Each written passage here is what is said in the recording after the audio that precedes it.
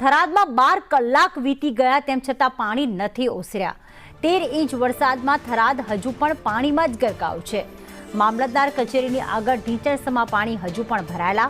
ઢીંચણસમાં પાણી ભરાતા લોકોને અહીંયા ભારે હાલાકીનો સામનો કરવાનો વારો આવ્યો તો પોલીસ સ્ટેશન સહિત બેંકોમાં જવાના રસ્તા હાલમાં પણ બંધ છે। આજે પણ હજી કાલે બપોરનો વરસાદ અહીંયા બંધ થઈ ગયો છે। આગળ બધી આપણે તમે જોઈ શકો છો કે પાછળ પોલીસ સ્ટેશન અને બેન્કિંગ બધી આમાં જ છે। બેંક ઓફ બરોડા, SBI, બંધન બેંક, HDFC બેંક તરફ જવાનો કોઈ પણ સંપૂર્ણ રસ્તો બંધ છે। ચારે મકાથી સંપૂર્ણ પાણી ભરેલું છે।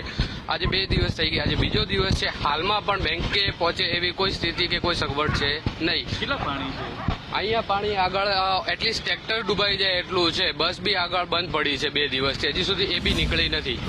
બનાસકાંઠા જિલ્લાના સરહદીય પંથકોમાં વરસાદી આફત સર્જી છે। જે પ્રકારે થરાદ પંથકમાં 13 ઇંચ જેટલો વરસાદ આવ્યો અને આ વરસાદે થરાદને પાણી કરી દીધું છે। મહત્વની વાત છે કે વરસાદ રૂકી ગયાને 12 કલાક વીતવા છતાં પણ હજુ સુધી આ વરસાદી પાણી છે તે ઓસરવાનું નામ નથી લઈ રહ્યા। અત્યારે થરાદની મામલતદાર કચેરી નજીક ઉભો છું ને અહીંયાના સીધા દ્રશ્યો બતાવી રહ્યો છું કે મામલતદાર કચેરીમાં જ અત્યારે વરસાદી પાણી છે તે ભરાયેલા જોવા મળી રહ્યા છે।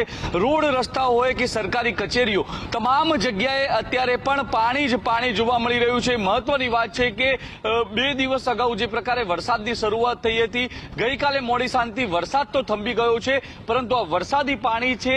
મહત્વની વાત છે કે જે પ્રકારે વરસાદ થંભી ગયાને 12 કલાક બાદ પણ આ પાણી ઓસરે નથી ને તેને જ કારણે અત્યારે તો થરાદ વાસીઓ છે તે ભારે હાલાકીનો સામનો કરી રહ્યા છે। મહત્વની વાત છે કે આ તો હજી ઊંચો વિસ્તાર છે, નીચાણવાળા વિસ્તારો હજુ આગળ છે। આગળ કેવી તારાજી હશે તે વિચારી શકાય છે।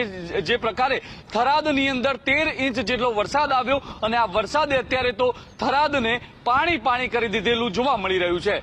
કેમેરા પર્સન ચેતન પરમાર સાથે ધવલ જોશી, સંદેશ ન્યૂઝ, થરાદ।